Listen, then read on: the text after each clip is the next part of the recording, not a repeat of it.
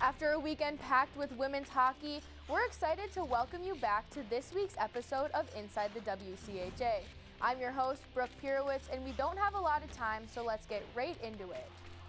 To start things off, Minnesota Duluth traveled to St. Paul to take on the University of St. Thomas, where the Bulldogs swept the Tommies for the first time in history.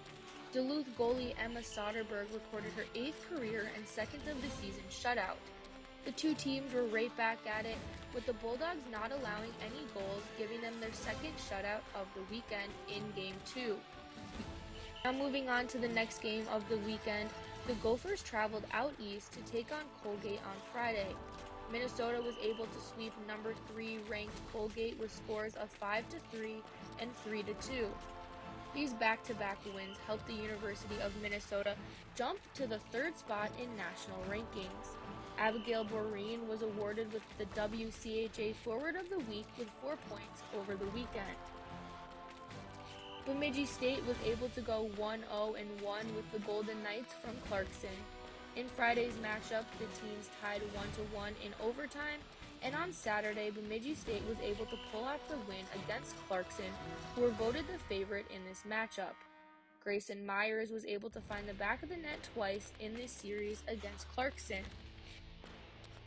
Number 1 ranked team in Wisconsin went up against 2nd ranked team in the Ohio State University.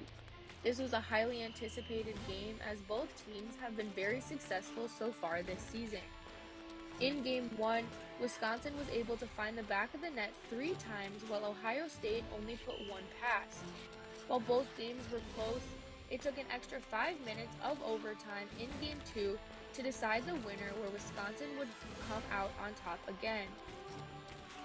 Thank you for joining us on this week's episode of Inside the WCHA. We will see you right back here next week with the results of the Bemidji State and Minnesota game, Wisconsin and Minnesota State, St. Cloud State and Ohio State, and finally St. Thomas versus RIT.